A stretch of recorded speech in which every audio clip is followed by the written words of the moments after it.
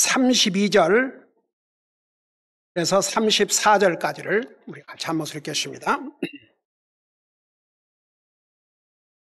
32절에서 34절까지입니다. 같이 읽습니다. 시작. 겸손한 자가 이것을 보고 즐거워하리니 하나님을 찾는 너희의 마음이 살아나리로다.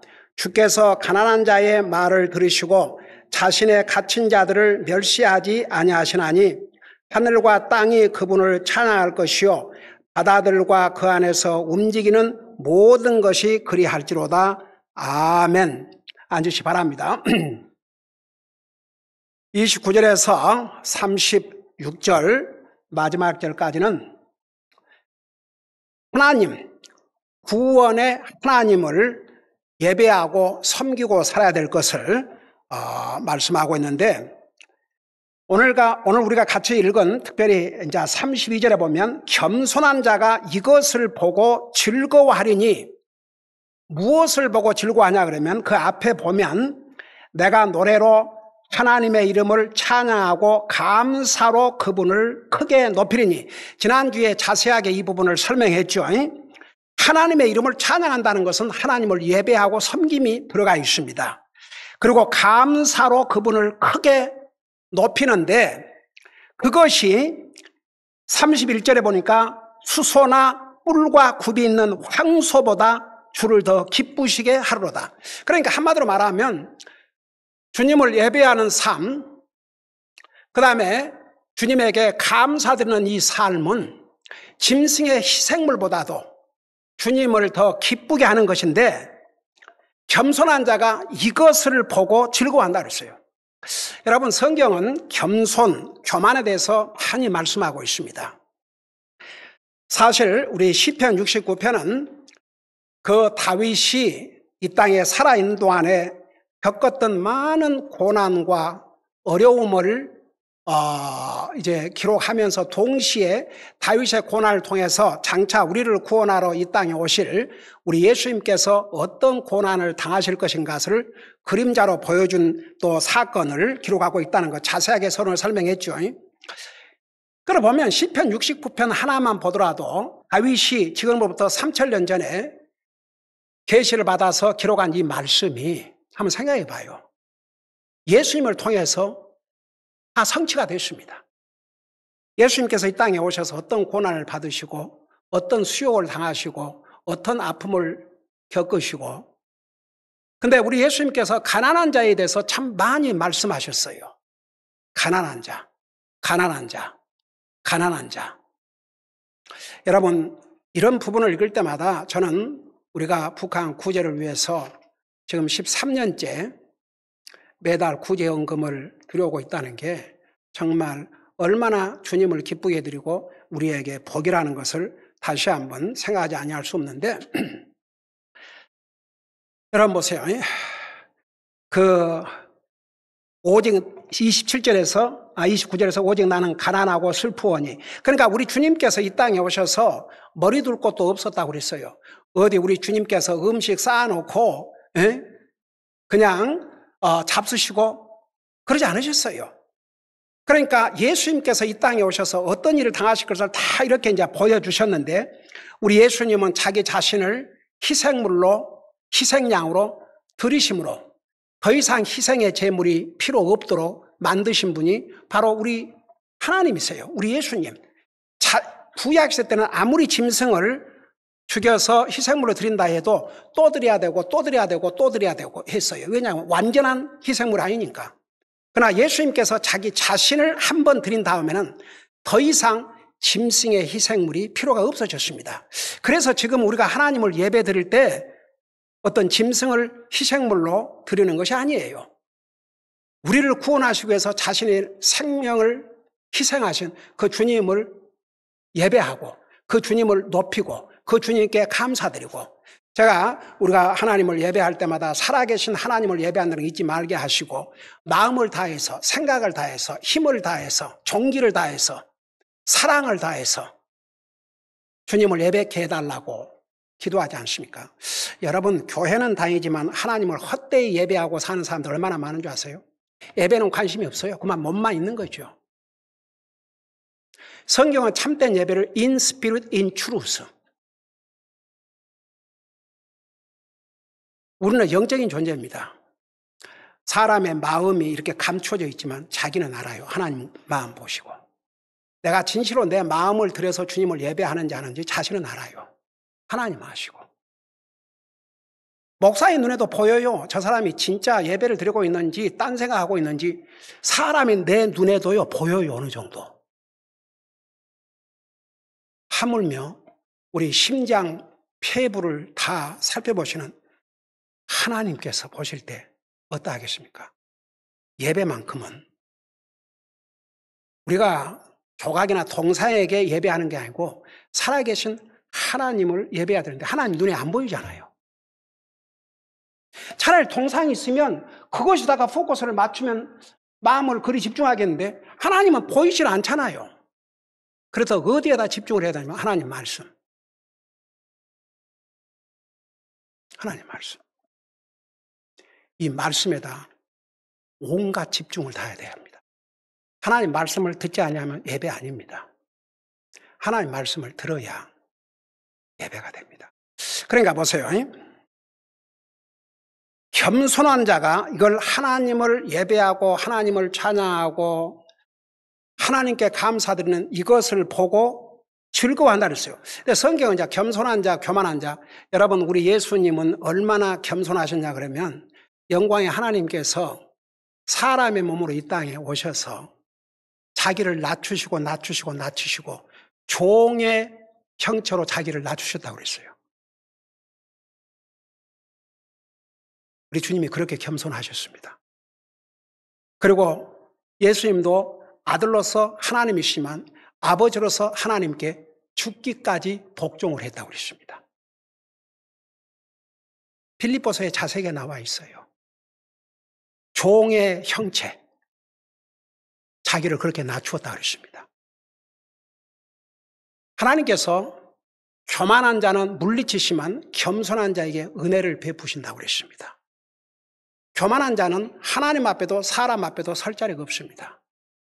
교만은 멸망의 앞잡이라고 그랬습니다. 교만하면 망합니다. 여러분 보세요. 난예배 때 그 다니엘서 2장에 나오는 그 형상에 대해서 설명하면서 여러분 그렇게 형상이 어떤 모습인지 그걸 눈으로 보니까 더 실감 갔었죠. 근데 보세요. 그 느부갓네살 왕이 그런 왕의 자리에 올려놓으니까 교만하다가 결국은 짐승처럼 7년을 짐승처럼 살았지 않습니까? 7년을 짐승처럼 살면서도 깨닫지 못했어요. 한번 생각해 7년을 손톱도 깎지 않고 머리도 깎지 않았다. 그게 사람의 모습이 아니죠. 더 이상. 근데 7년이 지난 다음에 하늘을 쳐다봤다고 그랬어요. 깨달음이 돌아왔어요. 다시 왕의 자리에 갔지 않습니까? 근데 그 아들 왕은 아버지의 그런 모습을 생생히 기억하면서도 하나님 앞에 영광을 돌리지 아니하고 예루살렘 성전에서 가져온 집기를 갖고 술을 마셨어요. 갑자기 벽에서 손가락이 나와 글을 썼지 않습니까? 왕의 넓적다리가 벌벌 떨렸다고 그랬어요. 다니엘이 뭐라고 책망했습니까? 당신은 당신의 아버지에게 일어난 일들을 생생하게 알고도 하나님 앞에 영광을 돌리지 아니하고 하나님의 성전에서 사용하던 집기를 가지고 술을 마시고 당신은 끝났습니다. 바로 그날 밤에 페르시아에 의해서 망했지요. 그러니까 보세요. 교만은 멸망의 선봉입니다. 다 이 왕들이 아주 멸망할 때 교만의 찰대로 차가지고 여러분 성경은 수없이 겸손한 자, 교만한 자, 겸손한 자, 교만한 자, 겸손한 자, 교만한 자를 딱 분리해서 말씀하고 있어요. 하나님께서 겸손한 자에게 은혜를 베푸시면 누가 구원받는 줄 아세요? 결국은 겸손한 자가 구원받아요. 왜? 우리가 구원을 받는 건 은혜로 구원받기 때문에 하나님의 은혜로 구원받아야 되는데 하나님께서 교만한 자에게는 은혜를 주시지 않고 겸손한 자에게 은혜를 주신다고 그랬어요. 교만한 자는 도리어 물리친다고 그랬습니다. 그래서 제가 옛날에 교만과 겸손에 대한 의미를 자세하게 설명했죠. 사람과의 관계에서 교만과 겸손, 하나님과의 관계에서 교만과 겸손은 다르다고. 사람과의 관계에서 교만과 겸손은 사람과 관계에서는 내가 네보다 잘났다. 그렇죠. 다 자기가 잘난 맛으로 살지만 그리스도인은 항상 겸손해야 됩니다. 사람과의 관계에서도. 사람들은요, 교만한 자를 싫어합니다. 옛날에 우리 교회를 나오신 분들 가운데서 그런 얘기를 많이 하더라고요. 나는 그런 거 신경도 하는데, 참 그 큰 따님은 세상에서도 참 이렇게 좀 이렇게 교만할 만한 검사인데, 한국에서도 검사라 그러면, 그런데 전혀 그런 내색도 하지 않고 그냥 저 방에서, 옛날에는 이제 우리 어린 아이들, 젊은이들이 많이 있을 때는 아무래도 영어로 통역을 해줘야 되니까 해주고. 여러분 보세요. 사람도 자기가 잘난 채, 교만한 채 하면 좋아하질 않아요. 세상에 볼 때 잘났는데 잘난 채 안 하면 도리어 겸손하게 생각하고 귀하게 했지만 사람 사이에서도 그래요. 근데 한 가지 우리 그리스도인들이 알아야 될 것은요, 다 자기가 제일 잘난 것 같지만 상대방도 어느 면에서는 나보다 내가 가질 수 없는 좋은 면을 가질 수 있거든요. 그래서 항상 우리 그리스도인은 저 사람에게도 내가 가질 수 없는 좋은 것이 있다고 생각하고 이렇게 겸손한 자세로. 여러분 보세요. 하나님 앞에 이제 겸손과 교만은 달라요. 하나님 앞에 교만은 하나님 필요 없다. 이 사람들은 결국 구원받지 못하고 지옥 가는 거죠. 하나님 앞에 겸손은 하나님 없이는 나는 살 수 없습니다. 그 사람 구원받을 수밖에 없죠. 하나님 없이는 살 수 없습니다. 제가 우리 아이들을 위해서 기도할 때마다 주님 없이는 순간도 잠시도 찰나도 살 수 없다는 거 잊지 말고 항상 주님을 찾는 삶을 살게 해주시옵소서. 저는 우리 성도들에게도 그런 기도의 제목이 되어야 될 줄로 믿습니다. 주님 없이는 살 수 없다는 거 우리 잊으면 안 돼요. 우리 마음대로 살 것 같아요? 천만의 말씀이에요.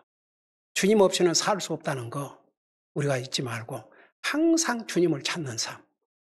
그러니까 보세요. 여기에 겸손한 자가 이것을 보고 즐거워하는, 여기에 겸손한 자는 당연히 주님을 믿는 사람이죠. 그래서 이것을 보고 즐거워하느니 하나님을 찾는 너희의 마음이 살아나리로다. 자, 마음이 산 마음과 죽은 마음이 있어요. 여러분 한번 따라하세요.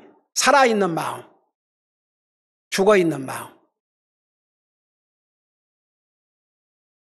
이 사는 죽은 마음을 가지고 산 사람 많아요. 네. 마음이 죽은 사람. 이 사람이 어떤 사람인 줄 아세요?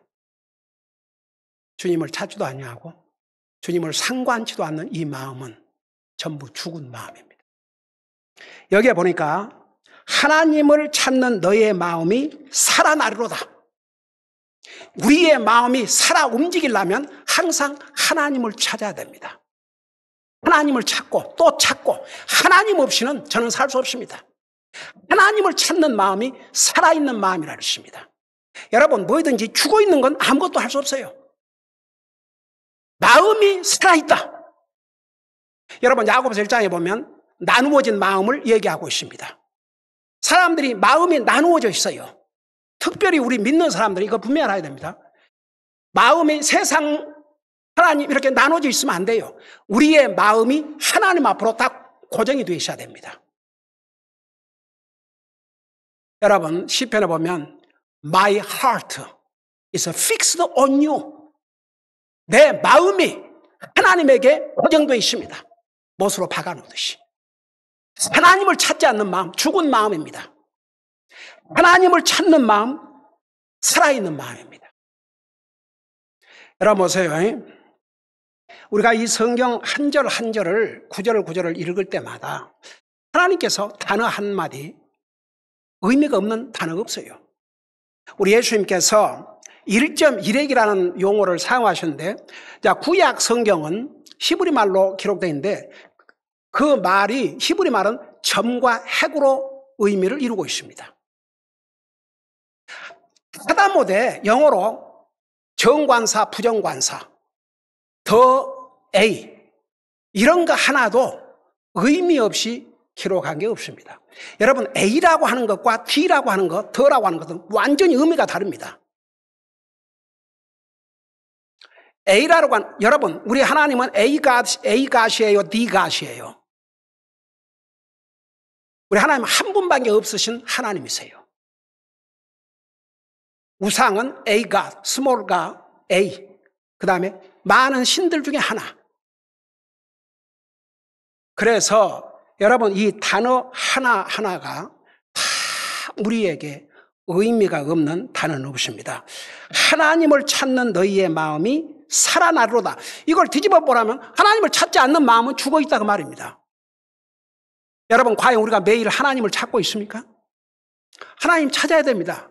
날마다 찾아야 됩니다. 아침에 일어나서 누구 먼저 찾습니까? 여러분, 누구 먼저 찾아요? 커피 찾고 다녀요? 물 찾고 다녀요? 누구 찾고 다녀요? 아니, 솔직하게 여러분, 누구 찾고 다녀요? 하나님 먼저 찾으셔야 됩니다. 하나님을 먼저 찾으세요. 그게 우리가 아침에 일어나면 그 시작된 그 모먼을 주님과 그게부터 시작이 돼야 돼요.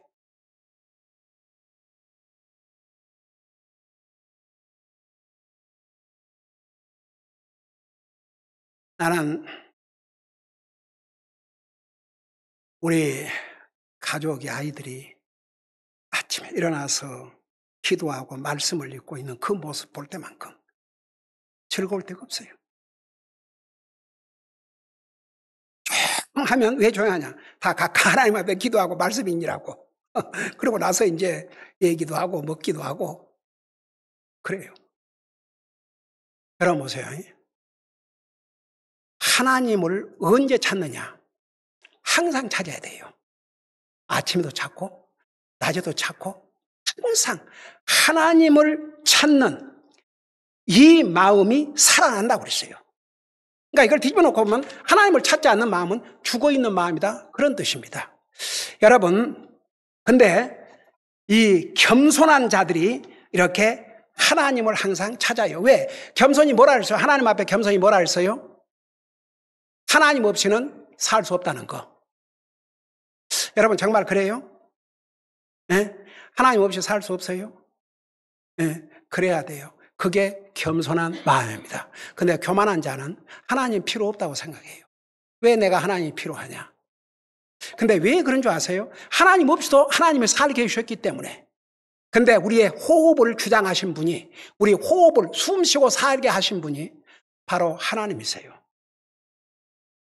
저도 호흡에 어려움을 겪고 그 산소 호흡기를 코에다 꼽아놓고 몇 개월을, 근데 이렇게 그런 도움 받지 않고 자동적으로 호흡하고 산다는 게 이게 얼마나 크신 하나님의 은혜인지. 그때는 정말 평생 이 호흡기를 끼고 살 것인가 그런데 하나님 은혜로 이렇게, 지금도 어떨 때 이제 좀 이렇게 숨이 가쁠 때도 있지만 그래도 하나님 말씀 전할 때는 그런 거 저는 잘 몰라요. 근데 나중에 이제 그 메시지를 내가 이렇게 들어오면 그 숨 쉬고 이런 것이 조금 처음에는 힘들고 그런 것을 내가 가끔 보죠. 근데 말씀 전할 때는 전혀 그런 거 없어요. 그것도 얼마나 크신 하나님 은혜인지 모릅니다. 여러분, 우리가 항상 하나님을 찾고 산다. 그게 얼마나 복된 마음인 줄 아세요? 그게 살아있는 마음입니다. 겸손한 자가 그런다 그랬어요. 겸손한 자. 결국 누가 하나님을 찾는 줄 아세요? 겸손한 자가 하나님을 찾아요. 하나님 없이는 살 수 없습니다. 그 다음에 보세요. 33절에 보니까 주께서 가난한 자의 말을 들으시고, 여기에 가난한 자는 어떤 가난한 자들 같아요? 여러분이 생각할 때 여기에 가난한 자는 구원받은 가난한 자들 같아요? 구원받지 못한 그냥 가난한 사람들 같아요? 어떤 가난한 자 같아요? 여러분 다시 한번 읽어봐요. 주께서 가난한 자의 말을 들으시고, 말을 듣는다는, 이 가난한 자가 하나님 앞에 지금 말을 하고 있어요, 안 하고 있어요? 하나님 앞에 말을 한다는 건 무슨 얘기예요?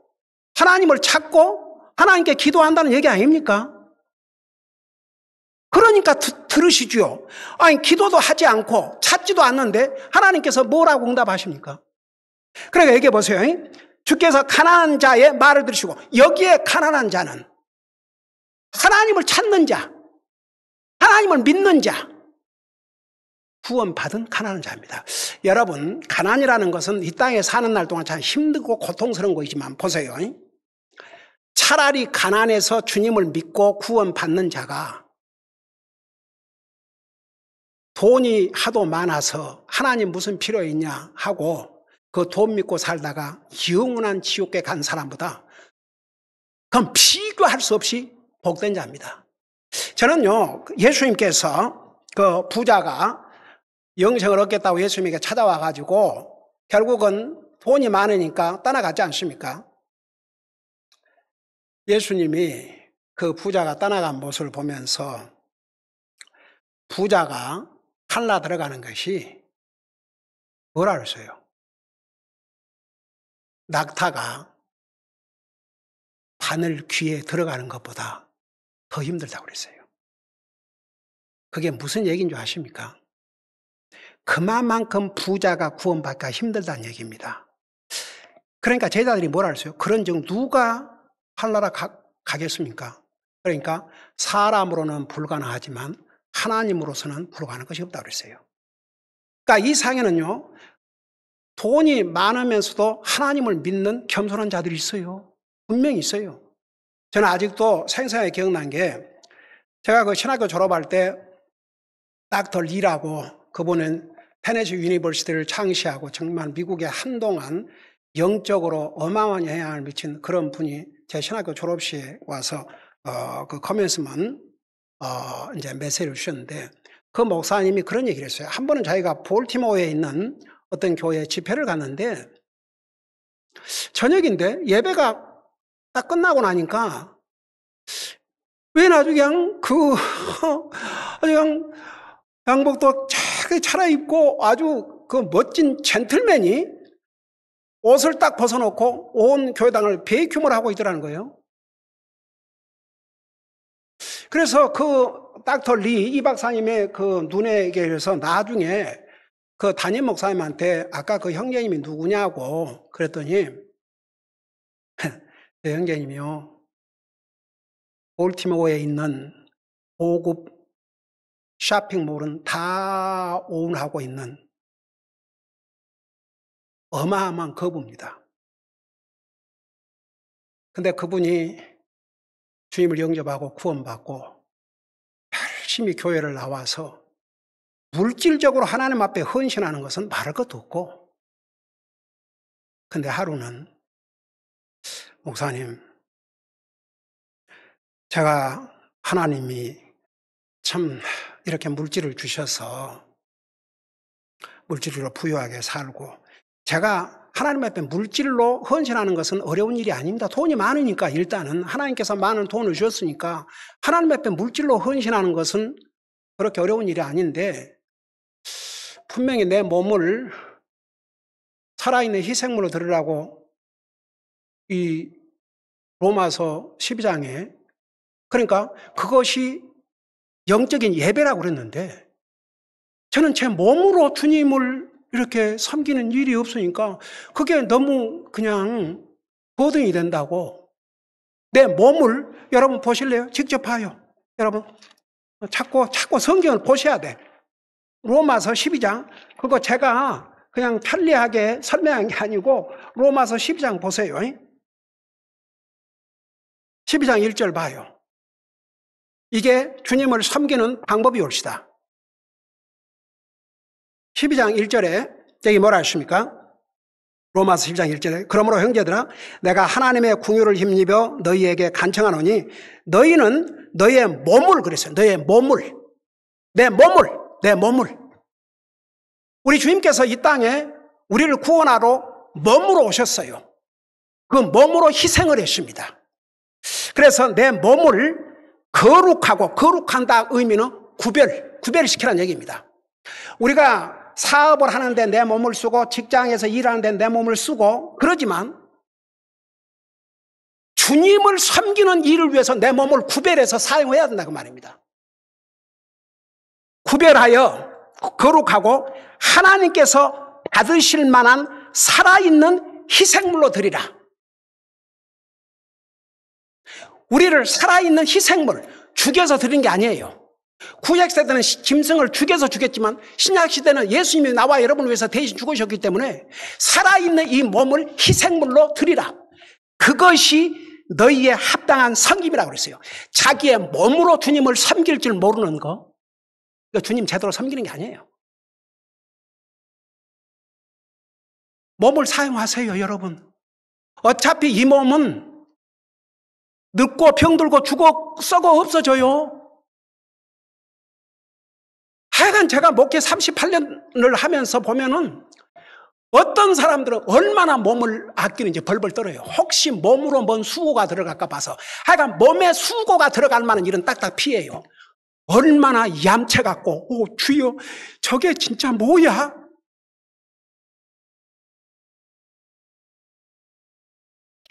힘든 게 들어가려고 그러면 안 하려고 그런 얌체 같은, 저게 정말 구속받은, 그리스도의 피로 구속받은 하나님의 사람들의 양심일까? 여러분 보세요. 이런 메시지 듣기 어려워요. 요즘 세상에 교회 목사들이 이런 말씀 전할 것 같아요? 안 전해요. 나는 전해요. 내가 우리 교회 나온 성도들한테 우리 목사님은 은혜로우신 분이고 아주 그냥 이렇게 은혜스럽고 그거 들으려고 하는 게 아니에요. 목사를 프리처라고 그러죠. 프리처, 영어로. 프리처라는 뜻이 뭔지 아십니까? 하나님 말씀을 선포하는 사람이라 그런 뜻이에요. 이 말씀에 그러므로 형제들아 내가 하나님의 궁유를 힘입어. 그러니까 쉽게 말하면 하나님의 자비를 힘입어서 내가 간청한다. 좋게 말할 때 들으라는 얘기입니다. 한마디로 말하면. 너희는 너의 몸을 거룩하고 하나님께서 받으실 만한 살아있는 희생물로 드리라. 왜 희생물로 드려야 하냐면 몸을 쓰다 보면 힘들 때도 있죠. 아니, 목사의 가족은 힘이 안 들 것 같아요. 사람 몸이 아니고 새 몸이에요. 여러분들은 이제 예배 시간에만 와서 보지만 목사의 가족은 그 외에도 많은 일들을 해요. 하나님의 사역을 위해서. 때로는 지쳐요. 힘들어요. 그냥 어제는 교회에서 이제 또 우리가 해야 할 일이 있기 때문에 그 일을 하고 시간이 어중간한데 너무너무 다 지치고 이제 배가 고픈 거예요. 그래갖고 뭘 먹기는 먹어야 되는데 이게 집에까지 갈 수 있을 걸까? 그러다가 하나님께서 그런까지 다 하시고 이 길로 나가려고 그러는데 차가 사고 나는지 완전히 이 부르걸스도 우위로 가는 길이 다 막힌 거예요. 그리고 5번으로 들어가는 길도 다 막히고 그러고 이제 방향을 이렇게 돌려갖고 링컨 아벤으로 가는데 다 이제 지쳐놓으니까 간단하게 먹을 수 있는 게 뭔가? 그게 KFC, 켄터키 프라이드 치킨.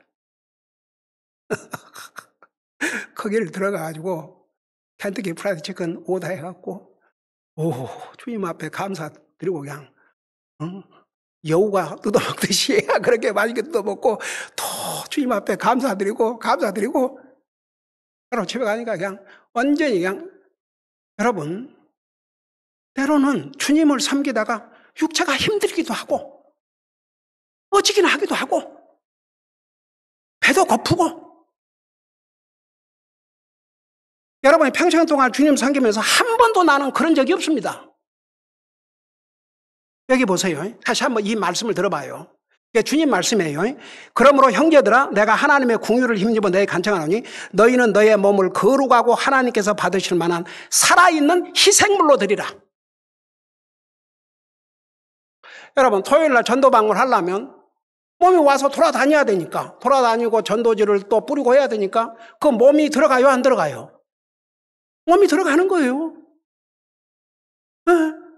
그게 우리가 몸으로 주님을 섬긴다는 게 도대체 어떻게 섬겨야 되는데요? 그 주님 섬기는 거예요. 조금 전에 우리 형제님이 왜 이렇게 얼로 만들어지나 했더니 그 쓰레기 치워서 또 갖다 버리느라고 그렇게 몸을 사용하는 거예요. 하나님의 교회를 이렇게 청소하고 뭔가 몸을 주님을 섬기는데 사용을 해야 된다 그 말입니다. 근데 제가 38년 동안 목회를 하면서 하여간 그래 어떤 성도님이 도대체 저 누구들은 몸으로 헌신하는 걸 본 적이 없다 이거예요. 왜 저래요? 그래서 제가 뭐라고 답했겠게요? 제가 뭐라고 답을 했을 것 같아요? 혹시 여러분 생각에 그러게 말입니다. 왜 몸으로 좀 헌신 안 하고 저런지 모르겠습니다. 내가 그랬을 것 같아요? 이렇게 답을 했어요. 성도님이 이렇게 몸으로 헌신한 이 자체를 하나님 앞에 감사하십시오. 남이 그렇게 하고 안 하고는 본인들이 하나님 앞에서 답을 해야 될 것이고 자매는 자매대로 형제는 형제대로 내가 이렇게 주님을 섬길 수 있는 이런 은혜를 주신 것에 대해서 감사한 마음으로 하십시오. 그렇게 답을 했어요. 예, 그렇습니다. 그 두려는 2번 다시 그런 얘기 안 했어요. 그러니까 보세요. 이게 하나님 말씀이에요. 하나님 말씀. 이 김계한 목사 개인적으로 하는 얘기 아니고 저는요, 여러분들을 주님 앞에 설 때를 준비해 줘야 될 책임 있는 목회자예요. 여기 다시 돌아올 테니까 여러분 눈으로 다시 한번 봐요. 왜 목사가 이런 걸 가르치는가? 여러분 이런 설교 보통 교회에서 안 해요. 못 들어요. 히브리서 13장 보세요. 히브리서 13장 17절에 보면 이런 말씀이 있습니다. 히브리서 13장 17절에 보니까 페이지 수로 413페이지예요. 거기 보니까 너희를 다스리는 자들에게, 그러니까 영적인 리더를 가리켰어요. 순종하고 복종하라. 그러니까 너희를 다스리는 주의 종에게 순종하고 복종하라. 여러분 여기에 그냥 순종하라 그러면 됐지. 왜 순종하고 복종하라 그런 줄 아세요? 영어로는 obey, submit 그랬어요. obey는 하는 말을 듣고 할 뿐만 아니라 그대로 따라 하라 그 말입니다. 따라서 행동으로 옮기라 그런 얘기입니다. 그래서 순종하고 복종하라. 그들은 영적인 지도자든 마치 자기가 회개 보고할 자인 같이, 마치 내 자신이 하나님과 계산할 자인 것 같이 너희 혼을 위해 깨어있나니, 너희 혼을 위해서, 너희 혼을, 목사 자신의 혼이 아니라 여러분의 혼을 깨어있나니 그들이 기쁨으로 그것을 하게 하고. 여러분 언제 목사는 기쁜지 아십니까? 나한테 잘해줘서? No. 주님을 열심히 섬길 때 그 모습을 볼 때마다 얼마나 제 마음은 기쁜지 몰라요. 무슨 나한테 특별히 개인적으로 잘해주고? No.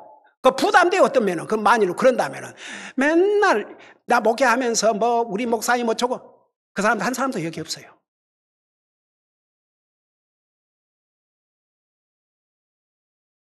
열심히 주님을 섬기면 돼요. 열심히 주님 섬기는 모습을 보면 너무너무 고맙고 사랑스럽고 기뻐요. 다른 거 아니에요. 그래서 그들이 기쁨으로 그것을 하게 하고 근심으로 하게 하지 말라. 그것은 너희에게 유익을 주지 못하니라.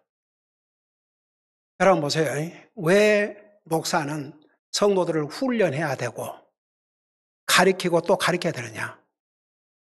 그 제 책임이에요. 제 책임. 그러니까 로마서에서 너희는 너의 몸을 거룩하고 하나님께서 받으실 만한 살아있는 희생물로 드리라.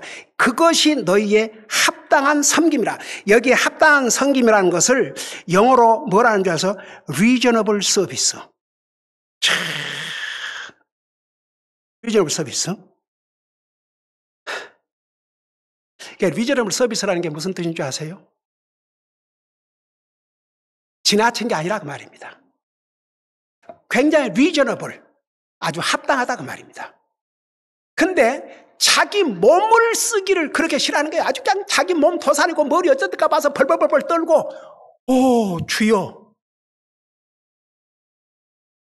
여러분, 우리 교회는 한 사람도 그런 사람이 없는 줄로 믿습니다. 만일 있다면 그 자세 바꾸어야 됩니다. 몸을 쓰세요. 몸을 쓰세요. 보세요. 오늘 여러분들이 이렇게 예배를 드리러 오는데 여러분 몸만 왔어요? 마음만 왔어요? 몸도 왔어요? 몸도 왔지요. 나 옛날에 정말 리디큘러한 아들은 목사님을 제가 교회는 못 가지만 제 마음은 거기 있습니다. 그래서 그런 거짓말을 그렇게 대놓고 해도 양심의 가책이 없습니까? 그랬어요. 대놓고 목사님 그게 무슨 말씀입니까? 아니 마음이 여기 와 있다면서요. 예. 마음이 여기 와 있으면 몸은 오게 돼 있습니다. 마음이 여기가 없고 다른 데 있으니까 안 오지요. 그러니까 또 나 그런 대답을 한 사람도 참 또 드물어요. 듣고 보니까 거의 사실이네요 또. 그렇죠. 제가 말로는 그랬지만 제 마음이 어디 교회가 있으면 왜 안 오겠습니까? 딴 데가 있으니까 그랬죠. 그 마음을 바꾸십시오. 그러니까 보세요.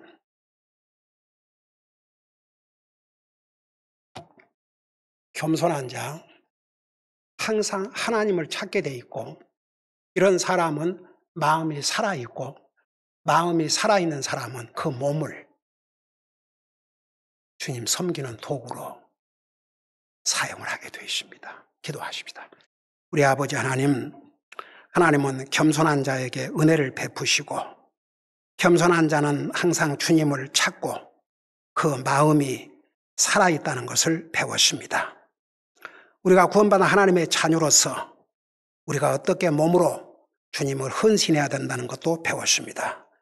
우리는 아낌없이 우리 몸을 주님을 섬기는 도구로 사용함으로 희생물로 드리게 하시고 최소한 리저너블한 합당한 섬김을 하고 살게 하여 주시옵소서. 이스라엘의 평화를 허락하시고 이스라엘을 지키시고 보호하여 주시옵소서. 주님 속히 오셔서 주의 백성들인 우리를 휴거해 가시고 7년 후에 지상 재림하셔서 이 땅에 주님의 왕국을 건설하시옵소서. 감사합니다. 사랑합니다. 예수님의 이름으로 감사 기도드리옵나이다. 아멘.